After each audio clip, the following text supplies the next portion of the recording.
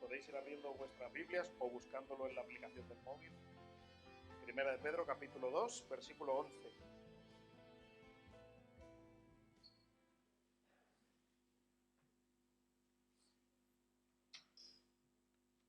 Primera de Pedro, capítulo 2, versículo 11. Vamos a orar. Señor, muchas gracias por tu palabra, gracias por todo lo que tú nos enseñas. Te pido que en esta mañana tu Espíritu Santo nos hable, nos instruya, nos guíe, nos enseñe lo que tú quieres que aprendamos, Señor. Y que lo que venga de mí se quede ahí en el olvido, en el anecdótico, y lo que venga de ti se afiance en el corazón, Señor. Y te pido esto en el nombre de Jesús. Amén. Muy bien, pues continuamos nuestro estudio de Primera de Pedro. Si os acordáis, bueno, es lo único malo que tiene que haya tantos predicadores en una iglesia, y es que cada vez que nos toca predicar ha pasado mucho tiempo. Entonces, gracias a Dios, hoy en día tenemos la ventaja de repetir las predicaciones a través de YouTube.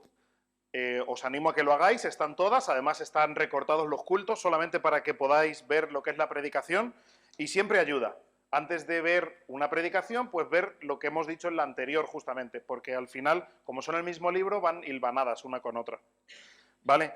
Entonces, bueno, pues es simplemente que lo sepáis. Por ahora hemos visto muchas cosas en este capítulo y medio más o menos que llevamos del libro de Primera de Pedro, y hemos visto una de las cosas, cómo somos nosotros, qué cosas tenemos, qué bendiciones de Dios tenemos.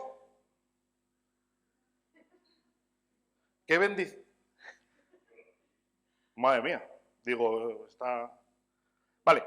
Y una de las cosas que vimos, que ya lo habíamos visto en todas estas semanas, esto es simplemente repetir, es que somos, aunque no tenemos patria en esta tierra, somos elegidos, somos capacitados, rociados por la sangre de Cristo, limpiados, herederos, guardados, separados para Él, santificados, rescatados de nuestra vana manera de vivir, purificados, renacidos, piedras vivas, sacerdocio santo, no seremos avergonzados, pertenecemos a un linaje escogido, somos sacerdocio real, somos una nación santa, un pueblo con un dueño, con un propietario, y que además ahora hemos alcanzado misericordia. Hemos visto muchísimas cosas. Nuevamente, todas estas cosas se nos olvidan, o como lo hemos estado estudiando durante mucho tiempo, no lo tenemos fresco. Por eso quiero por lo menos repetirlo. Este es un libro fundamentalmente en el que Pedro nos está diciendo: vosotros sois esto, y esto que sois en Cristo es maravilloso, es espectacular lo que Cristo ha logrado por vosotros, y por tanto hay ciertas cosas que voy a demandar de vosotros, como vuestro Padre en Cristo, como vuestro líder en Cristo, o como una persona, una autoridad en la Iglesia en el primer siglo. Aunque estáis siendo perseguidos por vuestra posición en Cristo, hay ciertas cosas que tengo que demandar de vosotros, ¿vale? Y hoy vamos a ver otra de estas cosas que Pedro está demandando de nosotros como creyentes. Y nuevamente nosotros, es verdad, posiblemente no vivimos en un país en el que nos pueden matar por nuestra fe, o a lo mejor sí, a lo mejor aquí hay alguien que ha tenido que salir del país en el que estaba porque es un país en el que te pueden amenazar de muerte por el Evangelio, puede ser. O que conozcáis a alguien que está en esa situación, pero incluso en nuestro país, en España, vamos a ser perseguidos por vivir la fe, de una manera o de otra. Y te digo además, cuanto más radicalmente quieras vivir tu fe, más mayor va a ser tu persecución. Y vamos a leer hoy los capítulos 11 y 12. Lo leo en esta versión, aunque aquí lo tenéis en otra, podéis leer la que más os guste. Lo leo yo. Amados, os ruego como a extranjeros y peregrinos que os abstengáis de los deseos carnales que batallan contra el alma, manteniendo digna vuestra manera de vivir entre los gentiles, para que en lo que murmuran de vosotros, como lectores, glorifiquen a Dios en el día de la visitación a causa de vuestras buenas obras. Muy bien, hoy vamos a analizar estos versículos. Podría haber metido más, pero ya luego empieza una serie de lista de cosas prácticas en las que debemos ser, como dice en el versículo 12, en la que debemos mantener una conducta ejemplar, y lo vamos a ver en la siguiente predicación, todo este listado, que son varios ejemplos, pero hoy quería centrarme en estos dos versículos. Y empieza diciendo amados. Ya hemos visto que la palabra amor, amados, tiene varias acepciones. En este caso se refiere a la palabra ágape, ¿vale? Que es un amor incondicional. Pedro les está diciendo que son amados. Y dice, os ruego. Pedro, os ruego.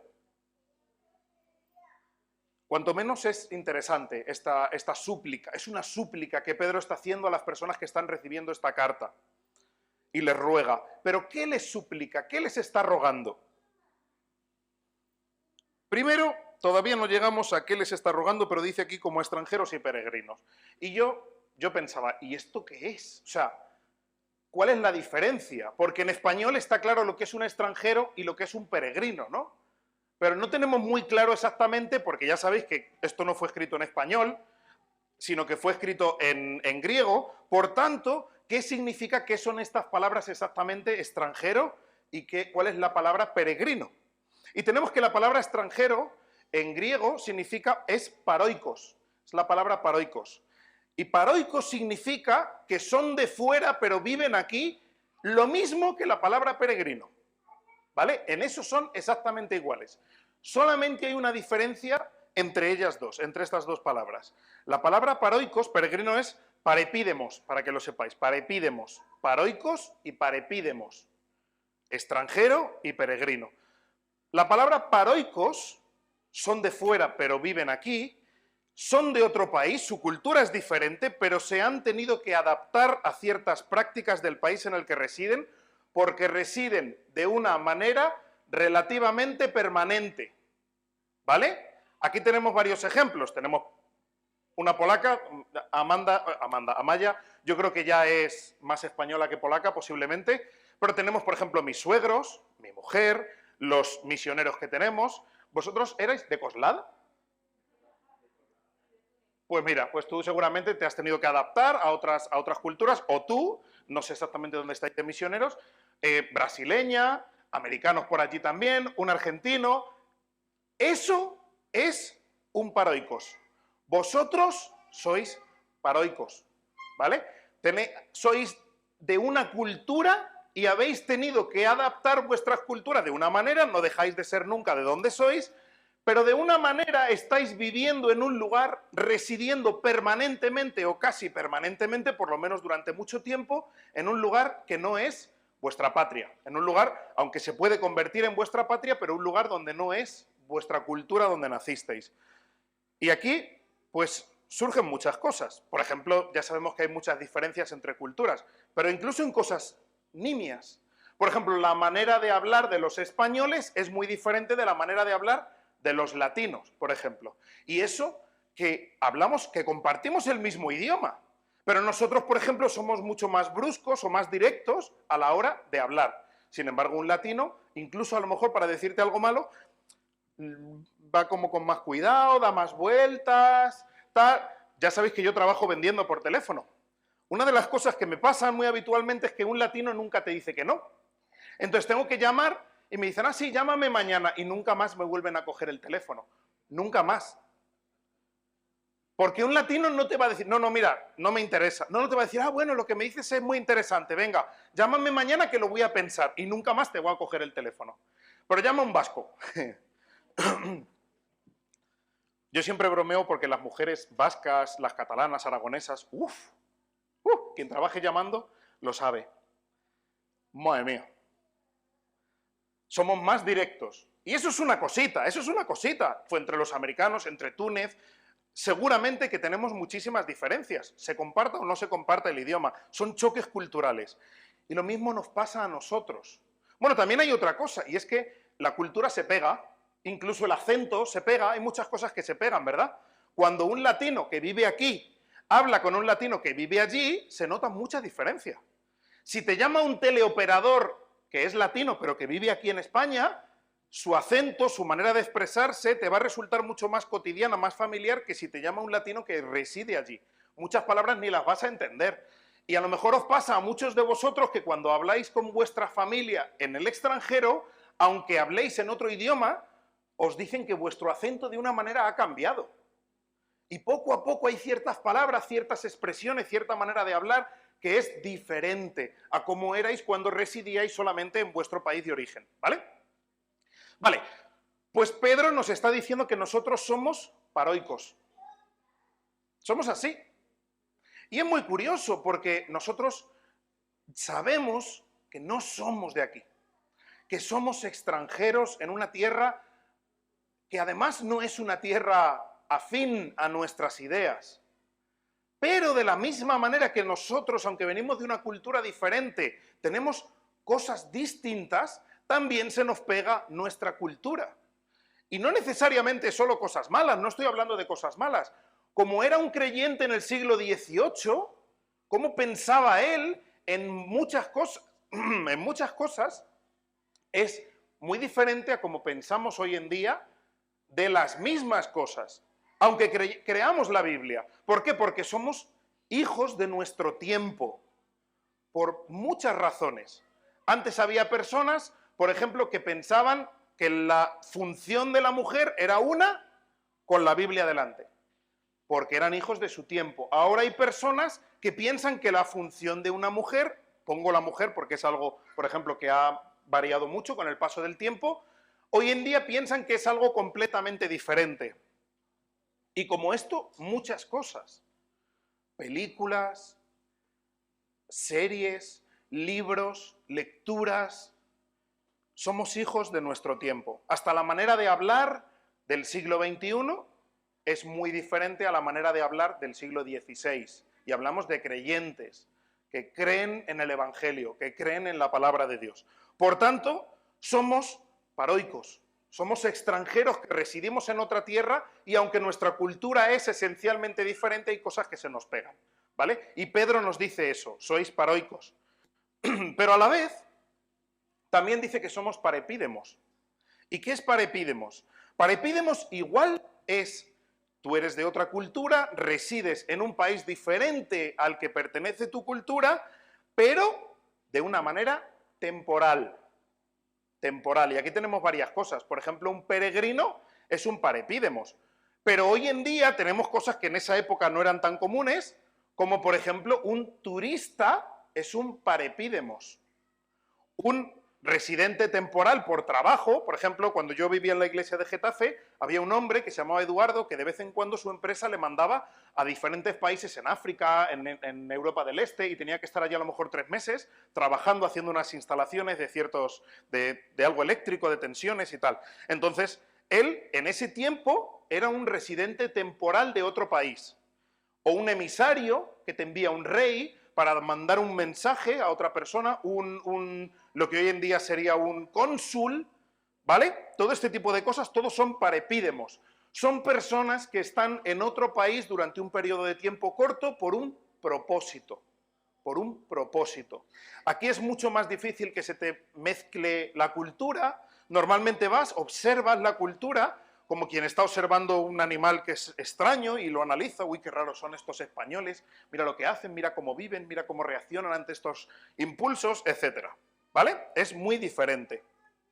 Y si os dais cuenta, todos son lo mismo. Un peregrino es alguien que está en otro sitio porque está caminando, normalmente un peregrino camina, aunque también puedes ir a caballo, en bici, para ir a algún sitio, como por ejemplo el Camino de Santiago. Un turista va a otro sitio y el propósito es disfrutar de ese sitio, ver cosas, etc. ¿Vale? Pero son parepídemos. Y nosotros somos ambas cosas. Nosotros somos extranjeros, que aunque no somos de aquí, residimos aquí. Pero a la vez estamos de manera temporal aquí y por un propósito. ¿Cuál es ese propósito por el que nosotros estamos aquí? Ya lo vimos la semana pasada, en la anterior predicación. Nuestro propósito es proclamar las virtudes de aquel que nos llamó de las tinieblas a su luz admirable. Ese es el propósito por el que estamos aquí. Y se nos olvida. Se nos olvida. Y yo sé que ya lo hemos dicho muchas veces, pero tristemente como creyentes creemos que estamos aquí por muchísimas cosas, menos para proclamar las virtudes de aquel que nos llamó de las tinieblas a la luz. Y yo el primero, ¿eh? Yo a veces creo que estoy aquí para hacer justicia. Creo que estoy aquí para que en el gobierno haya un gobierno legítimo. Creo que estoy aquí para que haya mejores circunstancias en la gente. Creo que estoy aquí para que a mí me vayan mejor las cosas. A veces creo que estoy aquí para ganar dinero y si no lo hago, no tengo ningún sentido, mi vida no tiene sentido o lo estoy haciendo mal. Y no es verdad. No estamos aquí por eso. Ninguna de esas cosas, y no son malas, pero ninguna de esas cosas es por lo que estamos aquí. Estamos aquí para proclamar las virtudes que aquel que nos llamó. Y ese es nuestro propósito. Somos paraepídemos de eso. Continúa Pedro diciendo, y esta es la súplica de Pedro, nos lo está suplicando como estos que no son de aquí, nos lo suplica como extranjeros que somos, y como no sois de este país, de esta tierra, absteneos de los deseos carnales que batallan contra el alma. Todos sabemos la lista, por ejemplo, en Gálatas 5:19, lo sabemos o nos suena, por ejemplo, la leo Gálatas 5:19 hasta el 21. Dice, y manifiestas son las obras de la carne, que son adulterio, fornicación, inmundicia, lascivia, idolatría, hechicerías, enemistades, pleitos, celos, iras, contiendas, disensiones, herejías, envidias, homicidios, borracheras, orgías y cosas semejantes a estas, acerca de las cuales os amonesto, como ya os lo he dicho antes, que los que practican tales cosas no heredarán el reino de Dios. El pecado, todos sabemos lo que es.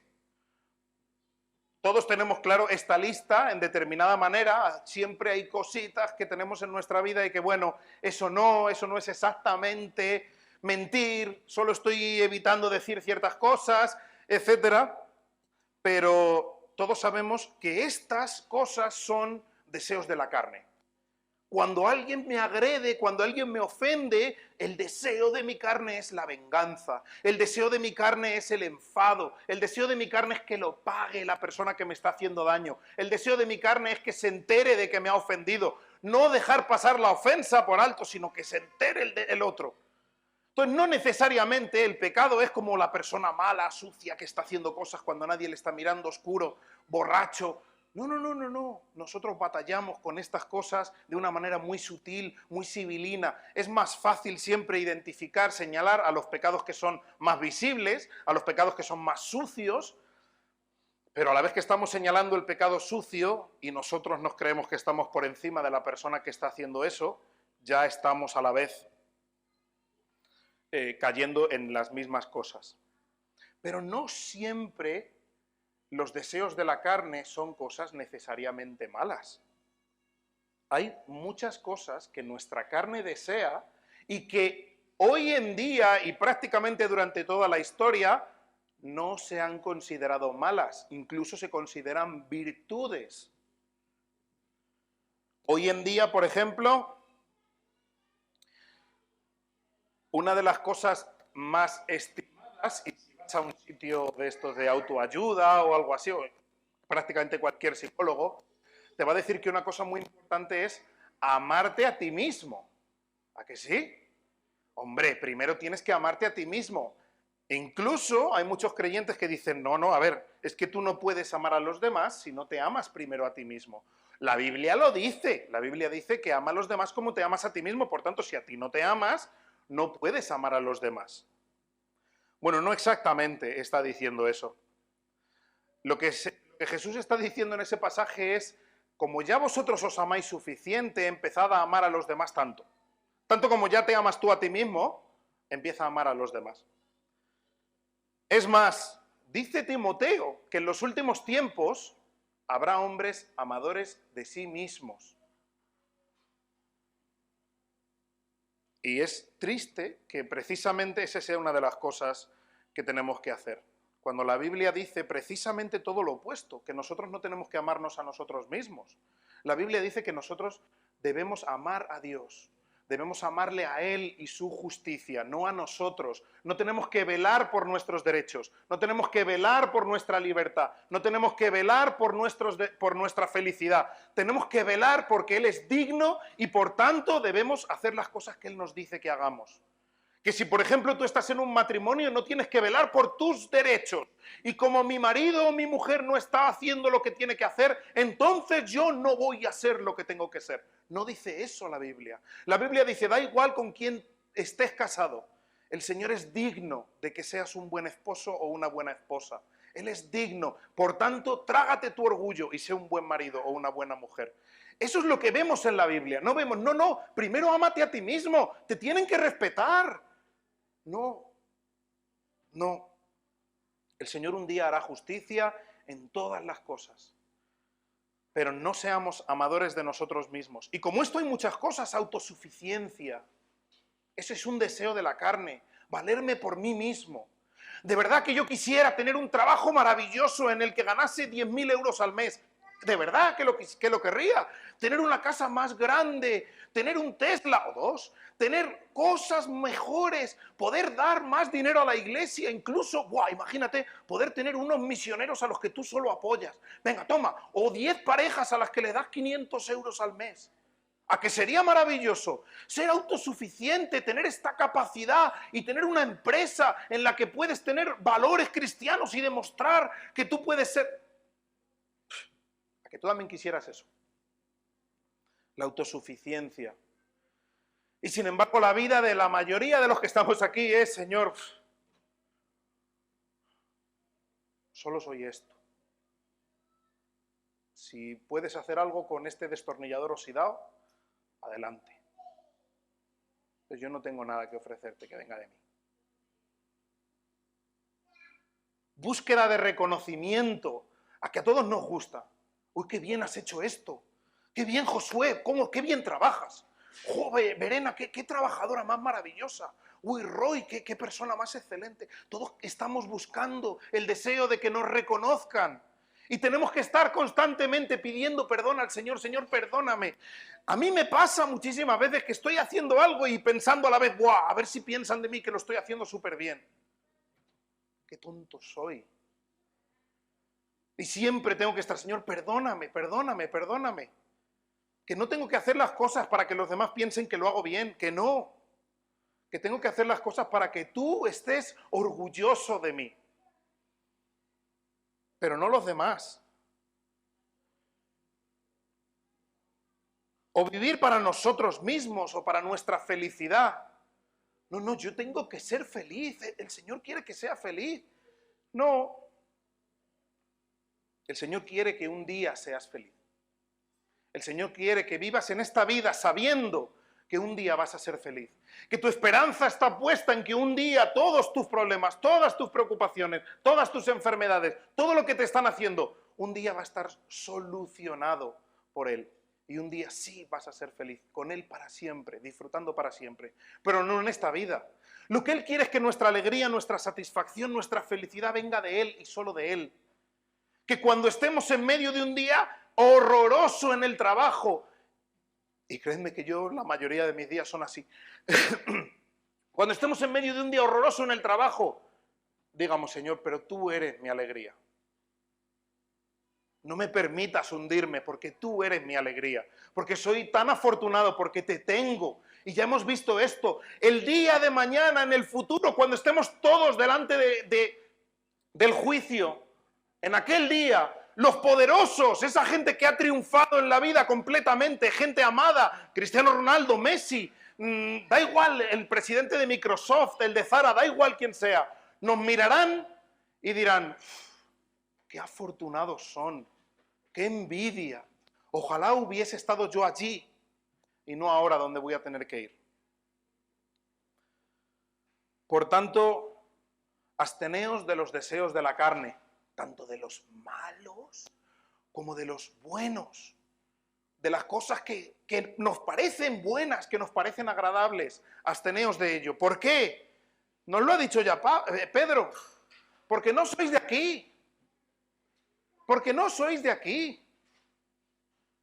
Eso es como un turista que va que alquila una casa de Airbnb y que quiere que le nombren el vecino mejor del pueblo o el vecino mejor del bloque de pisos. Pero si tú no eres de aquí, si llevas aquí una semana y te vas, si no eres de aquí. Que los logros del bloque de pisos donde estamos viviendo temporalmente no nos cieguen para no esforzarnos en conseguir los logros de nuestra tierra, de nuestra nación. Versículo 12. Manteniendo digna vuestra manera de vivir entre los gentiles, para que en lo que murmuran de vosotros como de malhechores glorifiquen a Dios en el día de la visitación, a causa de vuestras buenas obras. Manteniendo digna vuestra manera de vivir. ¿Qué es esto? Pues nuevamente, aquí se puede hablar de muchísimas cosas. Voy simplemente a hacer una lista de las cosas que hemos visto hasta ahora en Primera de Pedro, ¿vale? Manteniendo digna nuestra manera de vivir es ser santo. O sea, eso no es ser mejor, ni que brillamos, ni nada parecido. Acordaos del pan que estaba en el lugar santo y que tenía un propósito santo. No era un pan que estaba más rico que el pan que hacía cualquier otra persona. Simplemente el propósito era diferente, ¿vale? Por tanto, tenemos un propósito diferente, somos santos. Que nuestro entendimiento esté preparado, que seamos capaces de responder. Gracias.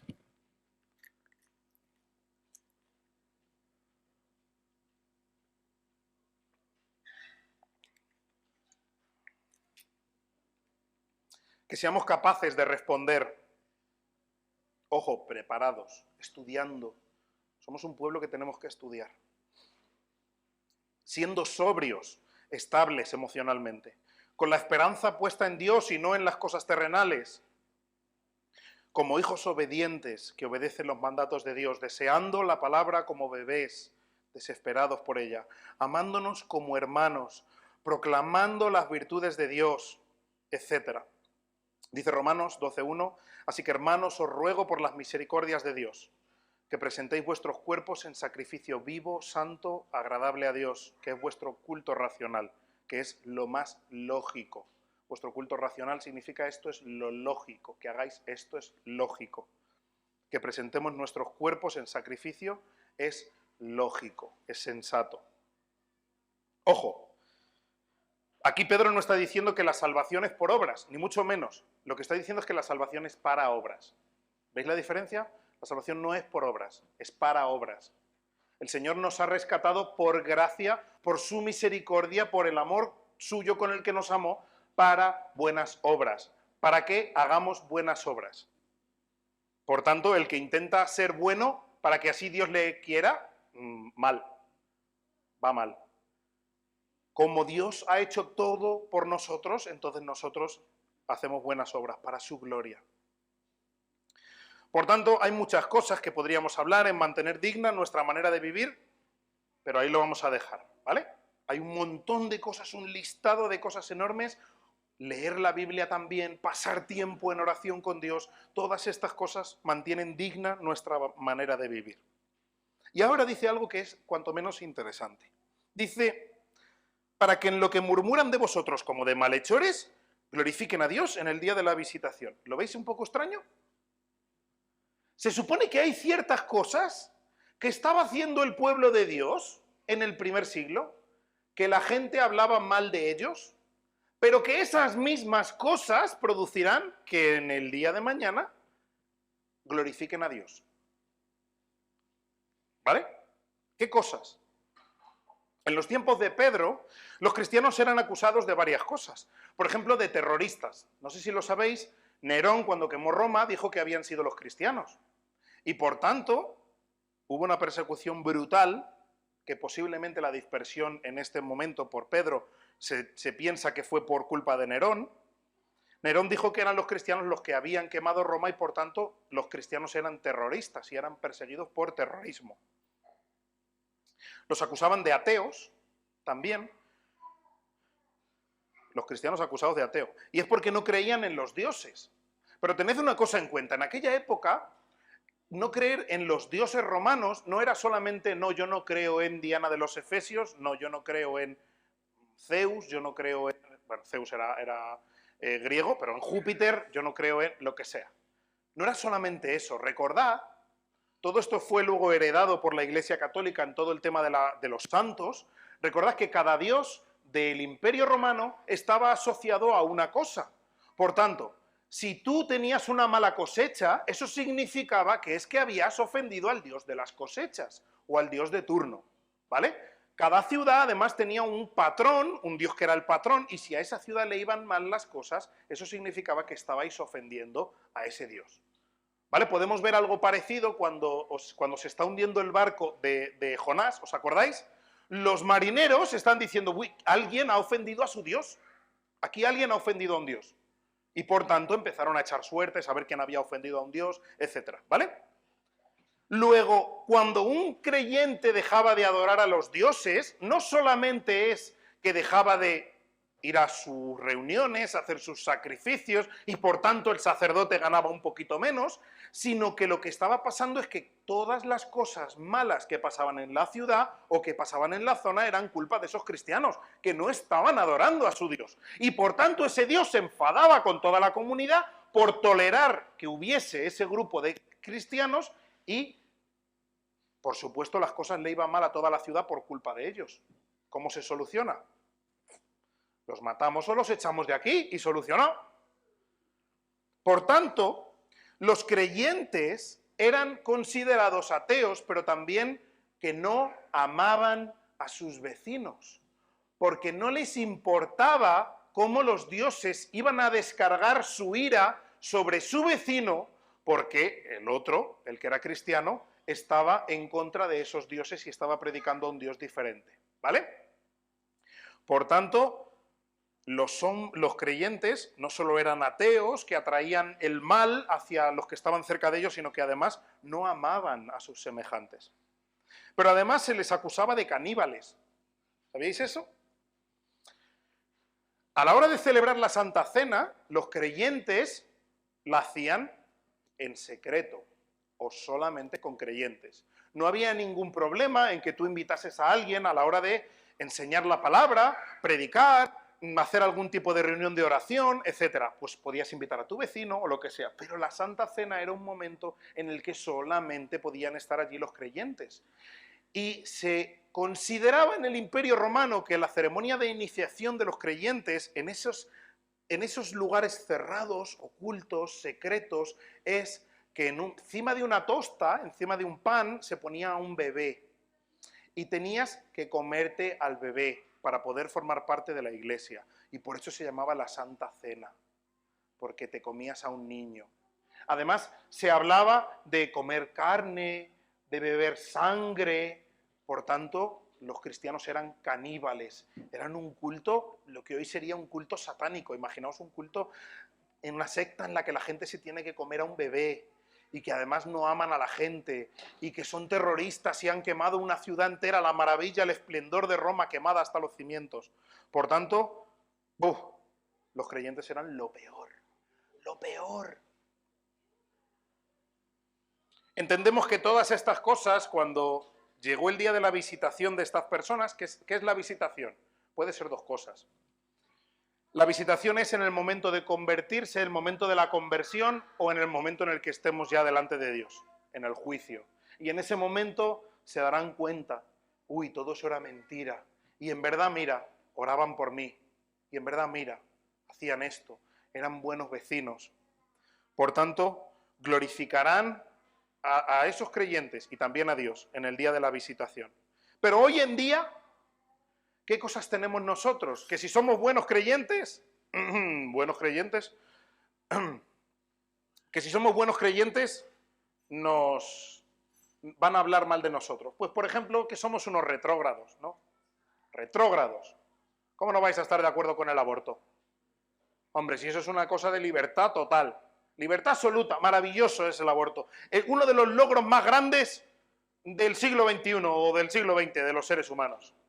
que tú puedes decidir cuándo estás listo para ser madre. Qué cosa más bonita, ¿verdad? No vamos a arruinar la vida de las niñas que se quedan embarazadas, que tienen que estudiar y tienen que ser felices y tener una carrera y luego ya hay un momento para ser madre, pero a lo mejor no es cuando tiene 15 años.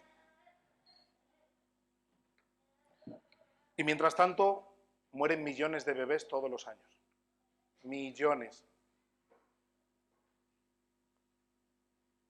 A mí siempre me gusta ver esto desde una perspectiva, vamos a decir, celestial. Son millones de niños que van directos al cielo, sin tener que pasar por aquí, por un mundo en el que posiblemente no irían al cielo. Quizá algunos, pero la mayoría no.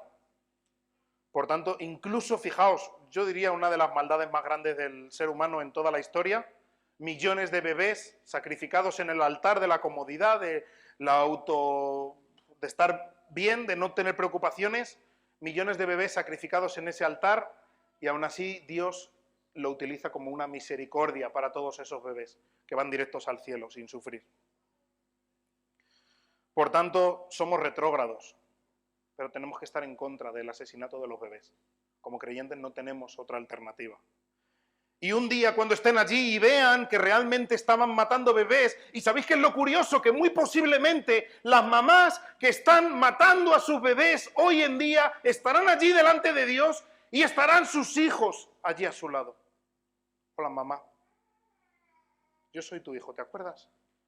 Y algunas mamás tendrán un montón de hijos y a lo mejor incluso luego no pudieron tener o no tuvieron y allí tendrán 20 niños.